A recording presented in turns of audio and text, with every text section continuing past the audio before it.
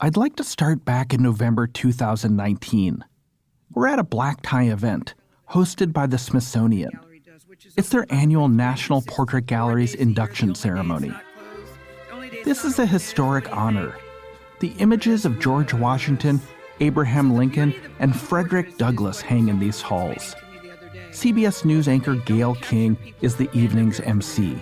They like to get people at different stages of their careers, and in particular, capture careers that are still going strong, that are still doing interesting things, and still have a lot to do and say. And I think that certainly really describes our final honoree, last but certainly not least. So this is an annual ceremony where a handful of incredibly accomplished individuals are celebrated. They get their likeness painted, and those portraits are then entered into the gallery. Earlier in the evening, they inducted Vogue editor Anna Wintour, Lin-Manuel Miranda, the creator of Hamilton, and the band Earth, Wind and Fire. Now Gayle is about to introduce the wealthiest person in the world. He is the founder of Amazon, Blue Origin, the owner of the Washington Post. So then Jeff Bezos walks out on stage. And his speech isn't about his remarkable success, his exorbitant wealth, or even the honor of being inducted into the Smithsonian. My life is based on a large series of mistakes. And I'm kind of famous for it, actually, in the business realm. How many people here have a Fire phone? Remember the Fire phone? This was Amazon's attempt at making a smartphone to compete with the iPhone. Really? It sold terribly. They canceled the project after just a few months. Every interesting thing I've ever done, every important thing I've ever done, every beneficial thing I've ever done has been through a cascade of experiments and mistakes and failures, and I'm covered in scar tissue as a result of this. It started in the early days of Amazon. It's interesting to me that on this night, celebrating his lifetime success, he wanted to focus on scar tissue. In fact, that was the theme of his portrait. He asked the photorealistic artist Robert McCurdy to paint him. I wanted someone who would paint me hyper-realistically with every flaw, every imperfection, every piece of scar tissue that I have. And thank you, Robert. You did that amazingly. You can see my contact lenses in that painting, and I'm not kidding. The painting of Jeff Bezos is pretty uncanny. He's depicted against a stark white background. He's wearing a white shirt, a silver tie, like he's coming out of a meeting. And his gaze is severe. It's the look that has flustered, intimidated, and motivated Amazon employees for 25 years. What's striking to me is that in the painting, the light is coming in from an angle, so that half of Bezos is illuminated. The other half is shadowy and dark. On this night, Bezos was in a room full of rich elites. This was a crowd that embraced him. But note how little he actually said. This is also typical Bezos. In public, he stays on script.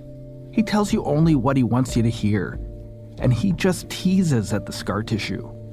Back then, Amazon still conjured the promise of next-day shipping, the marvel of Alexa voice recognition, a massive library of streaming TV and movies, and not controversy or intrigue. You're listening to Foundering. I'm your host, Brad Stone. I've written 2 books chronicling Amazon's history, The Everything Store and Amazon Unbound. I've been reporting on Amazon for over 20 years now. I've devoted much of my career to this, not only to understanding the man, Jeff Bezos, but also to chronicling how he's totally altered our modern economic reality. So, something that people often ask me is, what's Jeff Bezos really like? I want to speak to that for a second. He's a big geek. He loves science fiction and space. But he can also be kind of scary. He can be kind of brutal. When people don't meet his expectations, when they're not thinking on his level, they can be subjected to his outbursts. Also, people ask me, is Bezos smart? And the answer is yes, absolutely. He's extremely well-read. He's a master compartmentalizer, someone who can work on many complicated, totally different things one after the other. But what's most impressive is probably his ability to dive into the deep technical details of things that he knows very little about. To basically go to school on a topic like artificial intelligence or rocket propulsion. He's extraordinarily disciplined, and he can go toe-to-toe with the engineers who have basically spent their entire careers in those industries.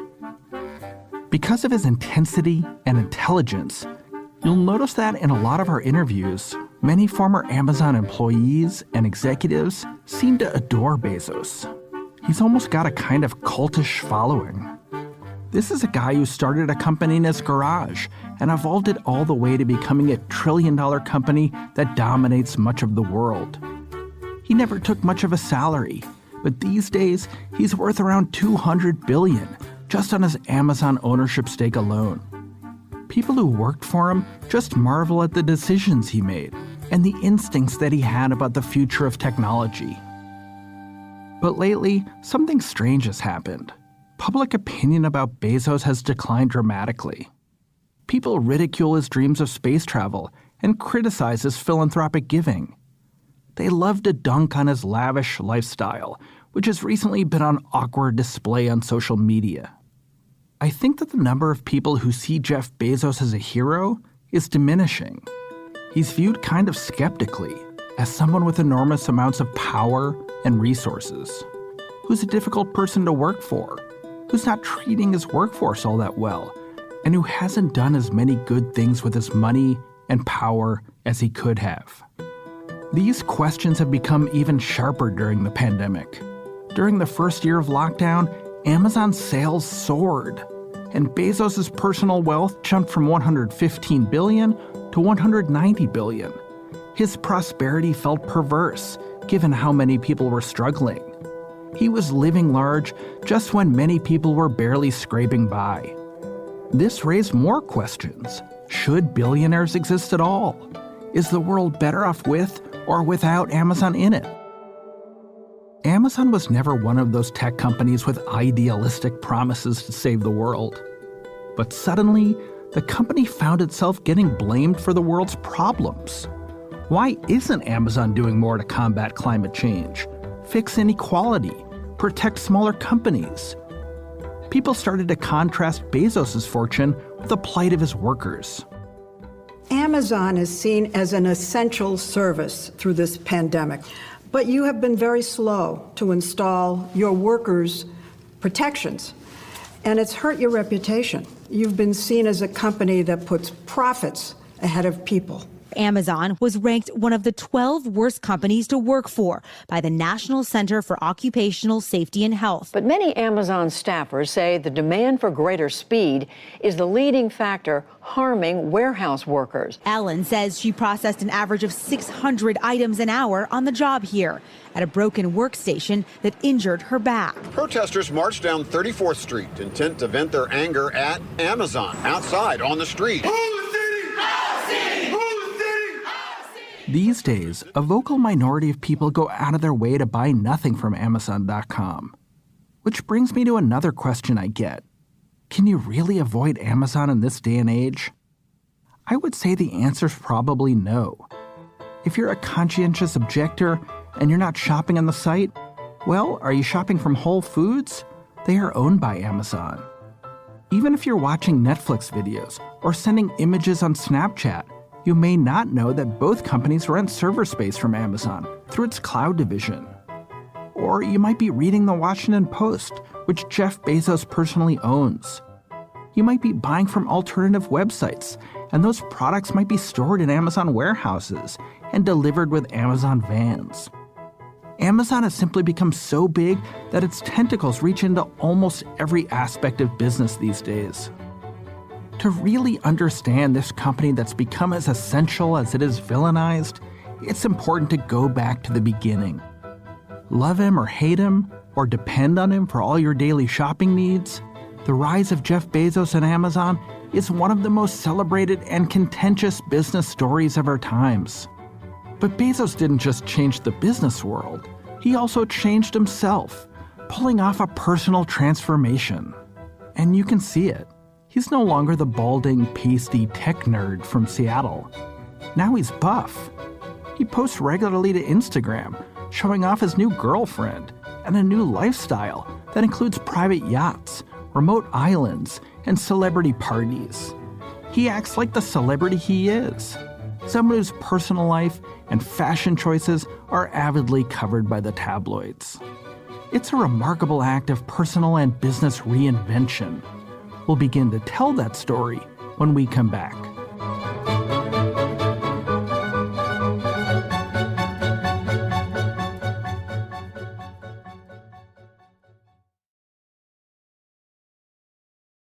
We're going to go all the way back to the Paleolithic days of the internet.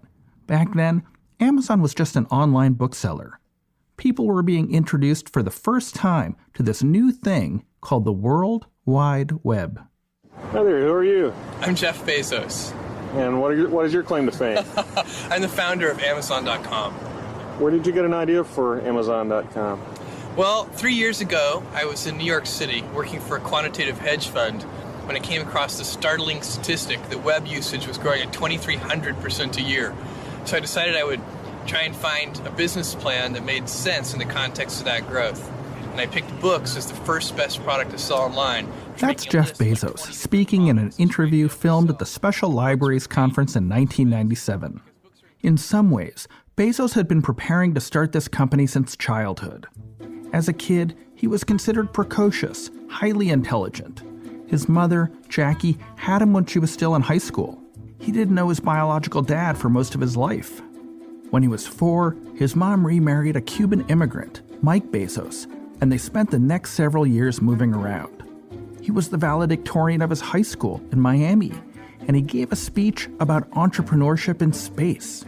Friends would later say he started Amazon, and he went after all this money because he dreamed of going into space himself one day. Before he started Amazon, Bezos had been a vice president at a Wall Street firm, D.E. Shaw & Co. He was researching new business opportunities for the company, and he got an idea for a startup, which meant he had a choice to make. Here he is on 60 Minutes. The way I made the decision to leave Wall Street and do this was, it'll sound geeky to you, but it was a regret minimization framework. So this is how I actually made the decision. If I understand it, if I can translate that into English I can deal with, does that mean I want to live my life so that in a few decades from now I'm not going to regret it? That's exactly right. I want to have lived my life in such a way that when I'm 80 years old, I've minimized the number of regrets that I have. For you, it was not carpe diem. It was not wine, women, and song. No. I don't go in for carpe diem. I go in for regret minimization framework. So in 1994, he and his wife, Mackenzie, left their Manhattan apartment, flew to Fort Worth, Texas, took his parents' Chevy Blazer out of storage, and started driving north to Seattle. He chose Seattle because Microsoft was already there. It was a budding tech hub, but still small compared to California or New York. And Washington State had something else appealing to Bezos: lower taxes. He had the seed of a business notion that on the web there were no limits to what you could sell, as long as you could figure out a way to find it and ship it through the mail. You could literally create an everything store. So when you have that many items, you can literally build a store online that couldn't exist any other way. And that's important right now because the web is still an infant technology. Basically right now... Back then, Bezos was bubbling with optimism about the internet and the massive business opportunities. In retrospect, he was absolutely correct. What's really incredible about this is that this is day one. This is the very beginning. This is the Kitty Hawk stage of electronic commerce. We're moving forward in so many different areas, and lots of different companies are as well. I think a millennia from now, people are going to look back and say, wow, the late 20th century was really a great time to be alive. Bezos sets up the original Amazon office in the garage of his suburban Seattle home. The first challenge was figuring out what to name the company. Bezos registers it as Cadabra Inc., as in abracadabra, but that sounds too much like cadaver. Then he registers Relentless.com, because he wants his young startup to operate relentlessly. And here's a neat trick. Even now, if you type Relentless.com into your browser, it'll redirect you to Amazon. Anyway, in a wise move, he chooses the name Amazon. The Earth's largest river can stand for its largest selection of books. Amazon.com went live in July 1995. he encodes a few values into Amazon's DNA. Chief among them, satisfy the customer at all costs.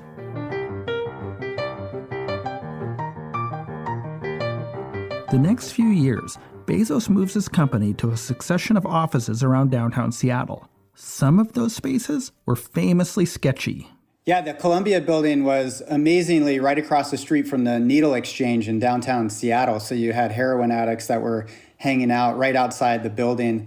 That's Dan Rose, who joined Amazon out of business school in the 90s. Later, he became a top deputy to Mark Zuckerberg at Facebook. I called up Dan and a few other early Amazon employees I had originally interviewed for my books. They were proud of their time at Amazon and happy to talk about it. I remember those interviews there. There were no offices available, so we literally, for a couple of the interviews, we went into the stairwell, and I did interviews in the stairwell. It was, there was definitely a feeling of chaos. Bezos prowled these halls, and he loved the chaos. He gave the company a mission: get big fast. Amazon raised money from venture capitalists. They went public in 1997, then raised more money from Wall Street. Bezos became a billionaire when the company was only 5 years old. You generally hear him before you see him. It's the ear-piercing laugh of billionaire Jeff Bezos. I was a good student. I always worked really hard. I was nerdy. You were nerdy. I was nerdy. That hasn't changed, by the way. At the time, Jeff Bezos was famous for his laugh. I interviewed him for the first time at around this period, and his laugh was definitely something you couldn't avoid. It was kind of jarring. Bezos' goofy optimism wasn't an act. In the late 90s, he took Amazon's riches and went on a spending spree. He acquired random startups like IMDb and online stores in France and the UK. They branched into new product categories like CDs, DVDs, and toys. He even splurged on a set of totally nerdy advertisements that appeared all over network TV. It could be a teddy bear, a bike or smoke alarm, or possibly a new TV or game on CD-ROM. You'll never guess what I got you at Amazon.com. Yes, he paid for a group of guys to wear matching sweaters and sing these little jingles in an attempt to lodge Amazon.com into the public's imagination. Is it red or is it blue? You'll never guess what I got you at Amazon.com. Here's the thing, though. In those early years, Amazon was kind of a hot mess. It was losing money, lots of it. That was fine, most startups do this. But it was growing so quickly that its internal systems were a disaster.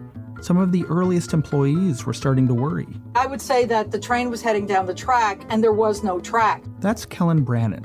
She was an early vice president of finance. There was actually no financial planning or analysis at all.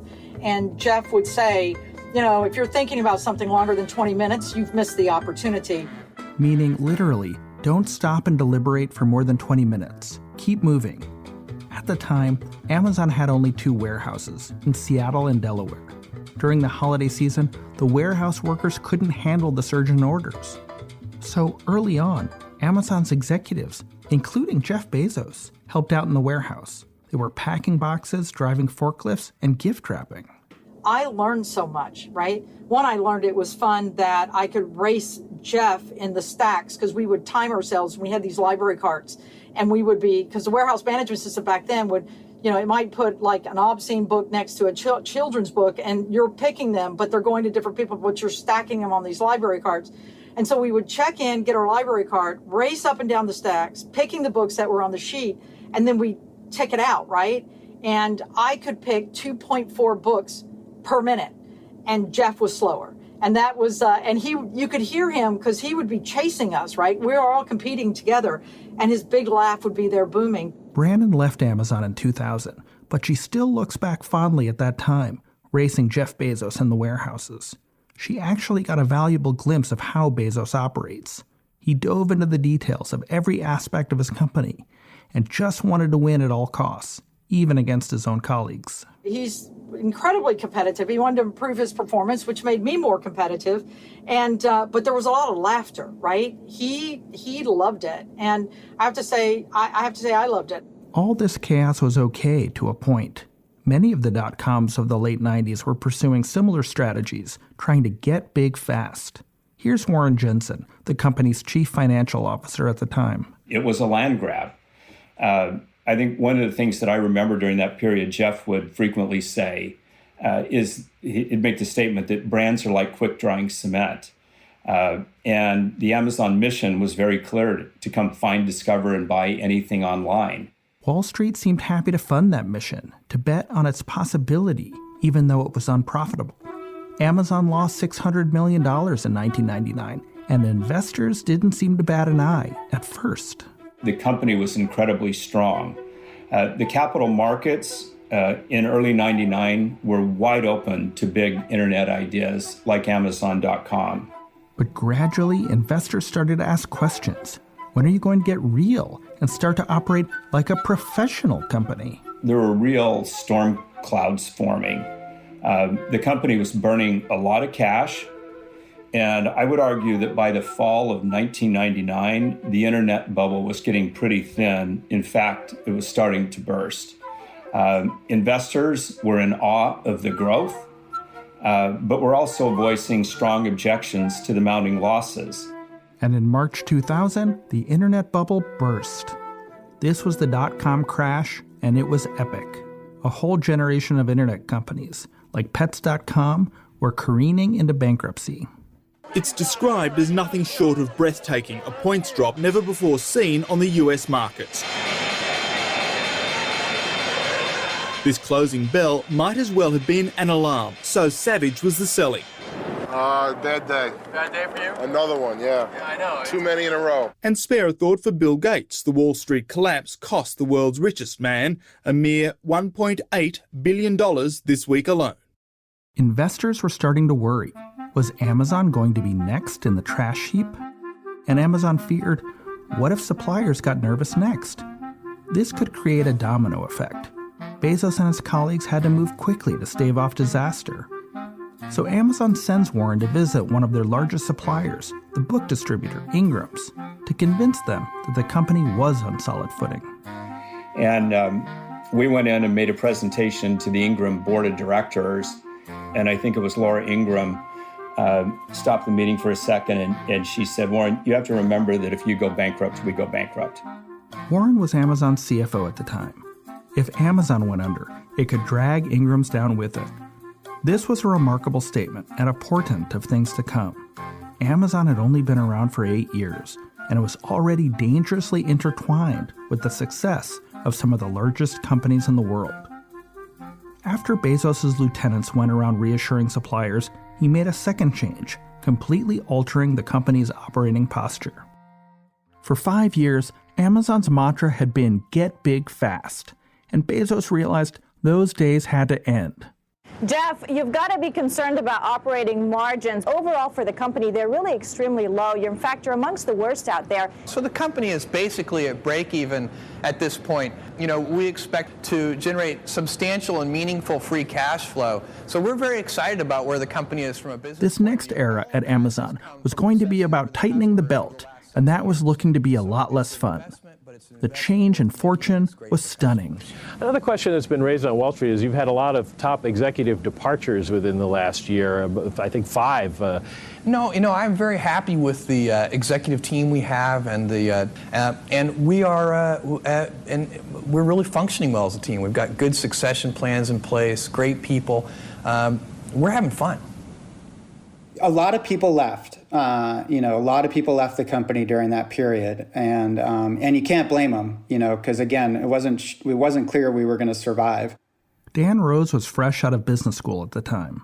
He watched as his dreams of instant wealth were dashed. Suddenly, the NASDAQ craters and Amazon stock craters, and by the time I had vested my first year of my stock options at the company, that 1-year cliff, my stock was underwater. It was back down below $60 when I joined. It was like at $40. And over the next few years, it went down to something like 8 or 7 or something like that. As for Bezos, his fortunes were also reversing, particularly in the court of public opinion. Jeff goes from being the poster child of the internet to being the poster child of the internet bubble. And so this precipitous fall from grace. The people who stuck around said that Bezos was handling it gracefully. But Warren Jensen, who worked closely with him, says that the scrutiny and pressure really got to him, especially when the SEC began investigating his personal stock sales for signs of impropriety. There were a lot of arrows pointed directly at Amazon and at Jeff. That was, a painful period for Jeff. I mean, nobody wants to be questioned that way by the SEC and, read about it, above the fold in the New York Times. The other thing we've noticed is that there's been more selling of your stock by yourself. You've done about $80 million worth of shares that you've sold this year, a lot higher than what you have been doing historically. My sales that you're talking about are made subject to a 10b5-1 plan, which gets set well in advance. And I do it for liquidity and diversification. I don't take a big salary at Amazon.com. I don't take options, and my source of income is that stock. The SEC later dropped the case without bringing any charges. It's hard to imagine it now because Bezos seems so invincible. But back then, he was subject to such doubt, even ridicule. His name was almost synonymous with the bust and hubris of the tech elite. Inside the company, employees said that Bezos kept repeating one thing, almost as a mantra. The only way out of this is to invent our way out. He is, at his heart, he's an inventor. So here you have a CEO of by that time, a successful company that had invented something new. He was saying to the world, I didn't just fall into this business. This is who I am. I'm going to constantly be inventing and trying new things, and I'm going to build a culture of invention where everybody who works here is going to embrace this and is going to constantly be pushing themselves to invent new things. How Amazon invented its way out of this first cycle of cynicism and started to become the giant that many people know and fear today? That's next.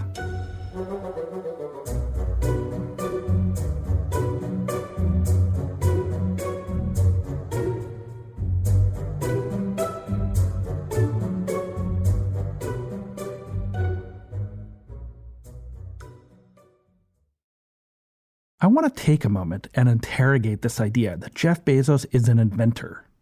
As Dan Rose, the early Amazon employee, said earlier, invention is something Bezos cares deeply about. He wants to be seen as an inventor. It's a little contentious. He didn't exactly invent e-commerce, but he defined it in its current form. And Bezos did mastermind the Kindle and Alexa. These are objects that have changed the everyday lives of so many people.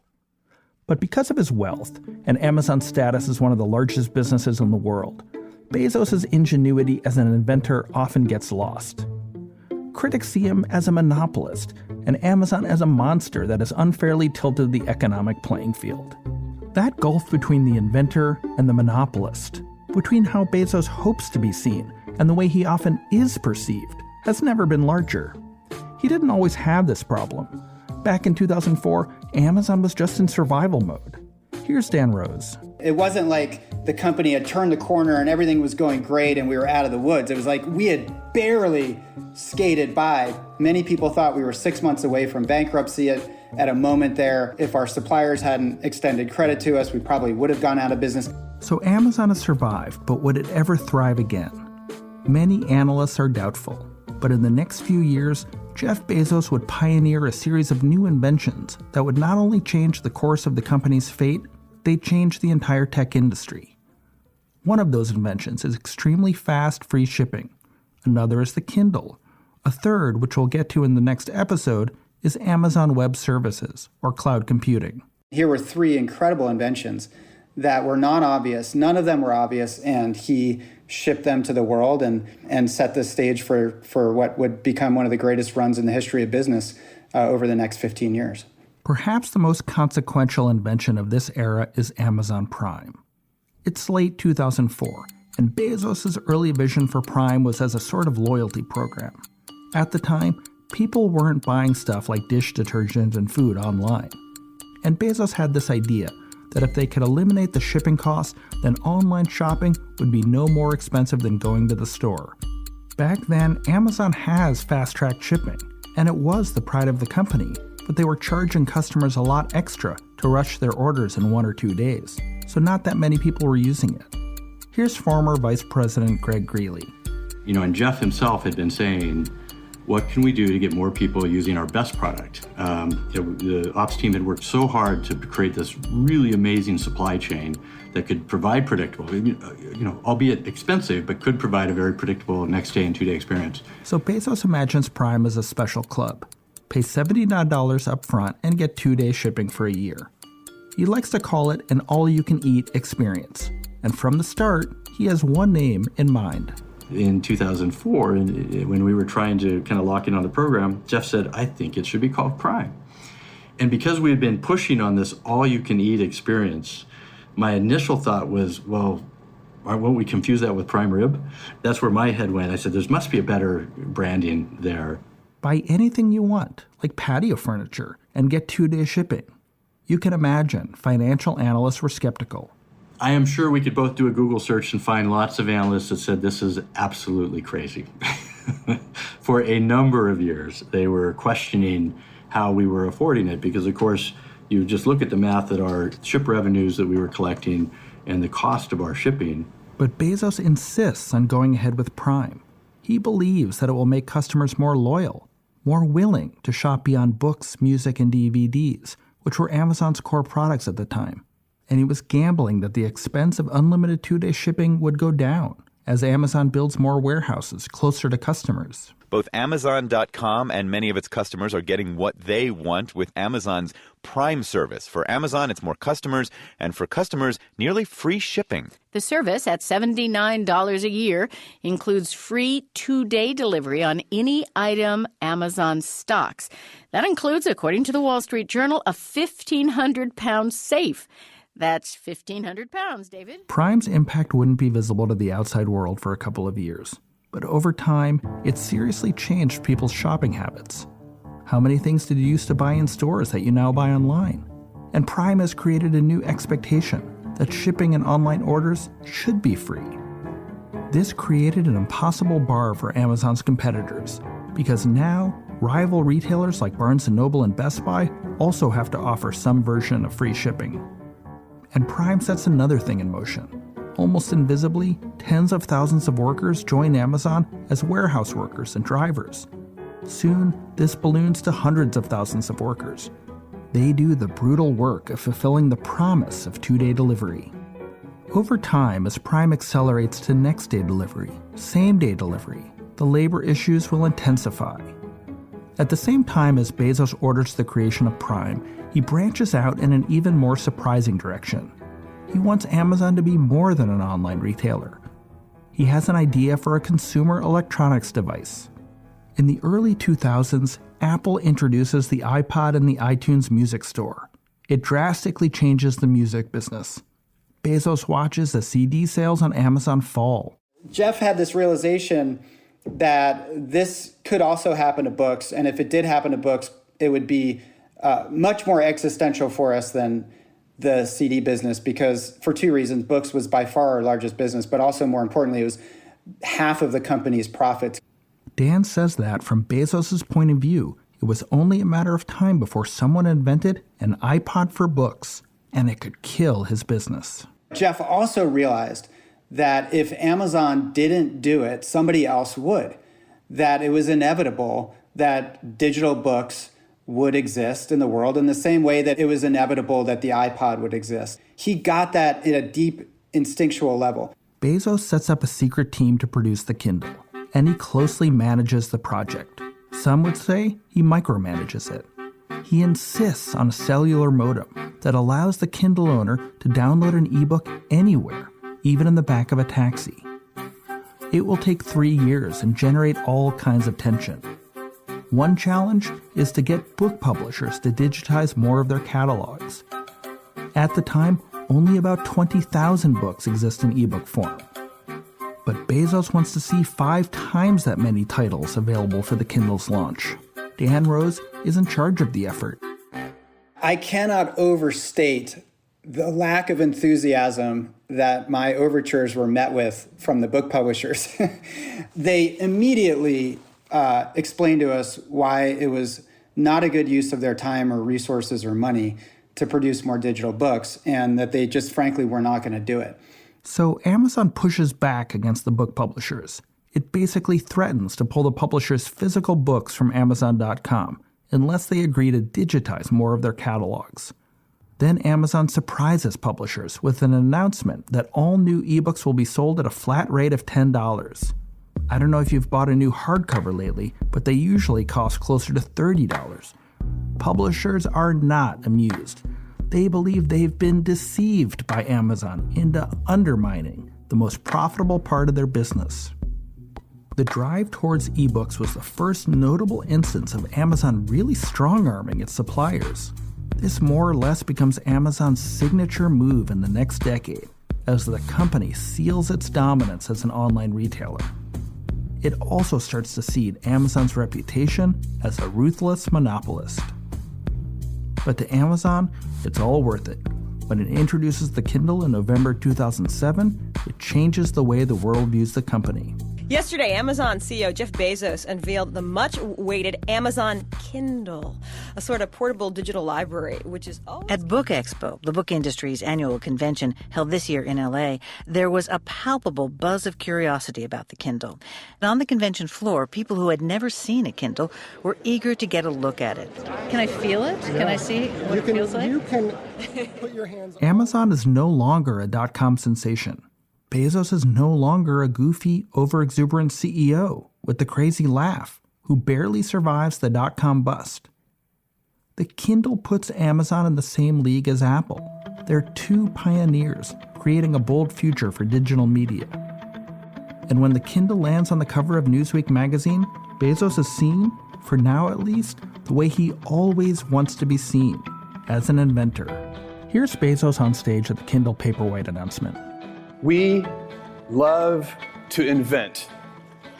We love to pioneer. We even like going down alleys that turn out to be blind alleys. And it was a big deal. And I do think it changed the perception of Amazon, and people recognize now that this was more than just an internet retailer. You're a company that can innovate and build new things that may be orthogonal to the core thing that you do. These two seminal inventions, Amazon Prime and the Kindle, not only change the way the world views Amazon, they give Bezos a license to keep trying new things. This means that Amazon can push into new product categories, new countries, shake up new industries, and the repercussions of Amazon's relentless march forward become bigger than just the tech industry. It has consequences for society at large.